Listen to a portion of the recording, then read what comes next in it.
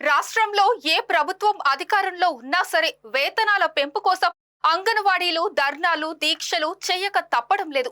ఎన్నికల ముందు ఇచ్చిన హామీలు కూటమి సర్కార్ అమలు చేయకపోవడం తీవ్ర దుమారం రేపుతోంది. తక్కువ వేతనాలు ఇస్తూ యాప్ల రూపంలో పనిభారం పెంచడం దారుణమనే చెప్పాలి.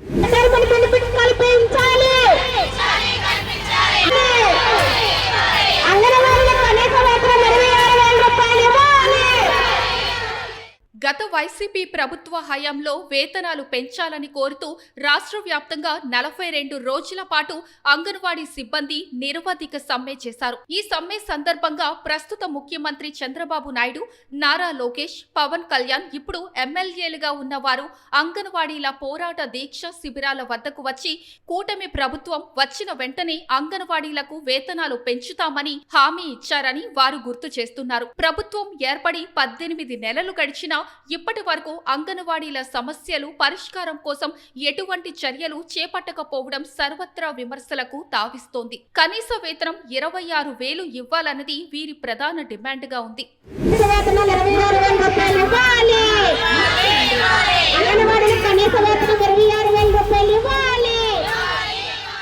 ప్రస్తుతం జరుగుతున్న అసెంబ్లీ సమావేశాల్లో తమ సమస్యలపై చర్చించి తమకు వేతనాలు పెంచాలని కార్యకర్తలు డిమాండ్ చేస్తున్నారు. శాసనసభ సమావేశాల సందర్భంగా జరిగే చలో విజయవాడ కార్యక్రమంలో అంగన్వాడీ టీచర్లు, హెల్పర్లు పెద్ద ఎత్తున పాల్గొని జయప్రదం చేయాలని యూనియన్ నాయకులు ఇప్పటికే పిలుపు ఇచ్చారు. చలో విజయవాడకు ముందుగా విశాఖ సహా అన్ని జిల్లాల్లోనూ నిరాహార దీక్షలు చేపట్టారు. అంగన్వాడీలకు వేతనాల పెంపు కోసం ఎలాంటి పోరాటాలకైనా సిద్ధంగా ఉండాలని సిఐటియు, ఏఐటియుసి నేతలు కోరారు. మరోవైపు పలు రకాల యాప్లలో వివరాల అప్లోడ్తో తీవ్ర పనిభారం పెరుగుతోందని ఆందోళన వ్యక్తమవుతోంది. అంగన్వాడీ సిబ్బంది పిల్లలకు పాఠాల బోధన, ఆటలాడించడం, పౌష్టికాహారం అందజేస్తున్నారు. గర్భిణీలు, బాలింతలకు పలు రకాల సేవలు అందిస్తున్నారు.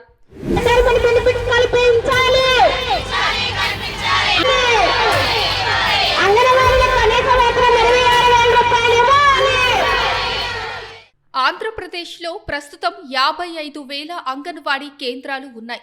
వీటిలో 1.03 లక్షల మంది కార్యకర్తలు, ఆయాలు పనిచేస్తున్నారు. విశాఖ జిల్లాలో 776, అనకాపల్లి జిల్లాలో 2,000 వరకు కేంద్రాలు నిర్వహిస్తున్నారు. కార్యకర్తలకు 11,500, ఆయాలకు 7,000 వంతున వేతనాలు ఇస్తున్నారు. పెరుగుతున్న ధరలతో పోలిస్తే ఈ జీతాలతో ఎలా బ్రతకాలో పాలకులే సెలవివ్వాలి. గత వైసీపీ సర్కార్ 2019లో కేవలం 1,000 రూపాయలు మాత్రమే వేతనాలను పెంచింది. గత 6 ఏళ్లుగా వీరి వేతనాలు పెరక్కపోవడం గమనార్హం. కూటమి పాలకులు ఎన్నికల మేనిఫెస్టోలో పేర్కొన్న మేరకు వెంటనే జీతాలు పెంచని పక్షంలో చలో విజయవాడ నిర్వహిస్తామని సిఐటియు నేతలు హెచ్చరించారు. నా పేరు Mani, AP anganwadi workers and helpers union CITU Visakha జిల్లా కమిటీ గౌరవ అధ్యక్షురాలిని.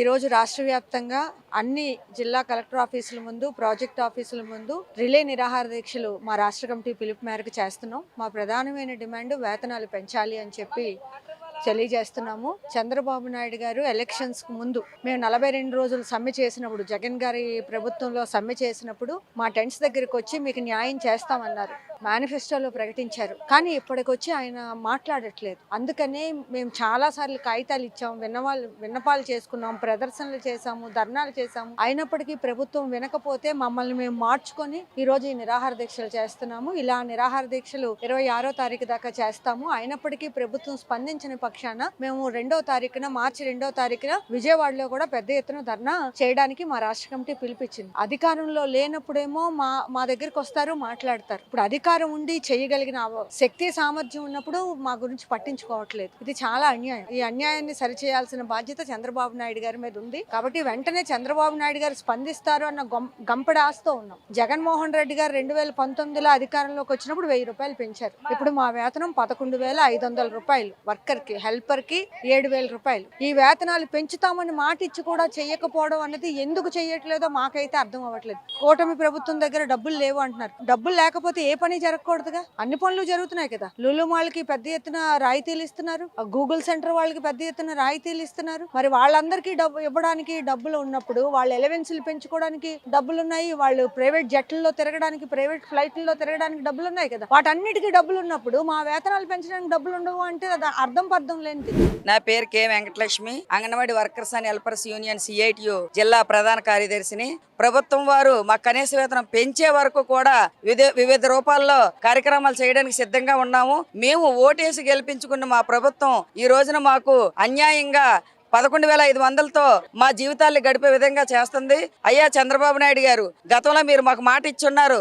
మేము 42 రోజుల సమ్మెకాలంలో మా అన్ని శిబిరాల దగ్గరికి మీ కూటమి నేతలు అందరూ వచ్చి మీ డిమాండ్ న్యాయమైంది, మీరు మాకు ఓటేసి గెలిపిస్తే మీకు ఖచ్చితంగా మీ ఏదైతే సానుకూలమైన డిమాండ్లు ఉన్నాయో అవన్నీ కూడా మేము నెరవేరుస్తామని మీరు చెప్పున్నారు.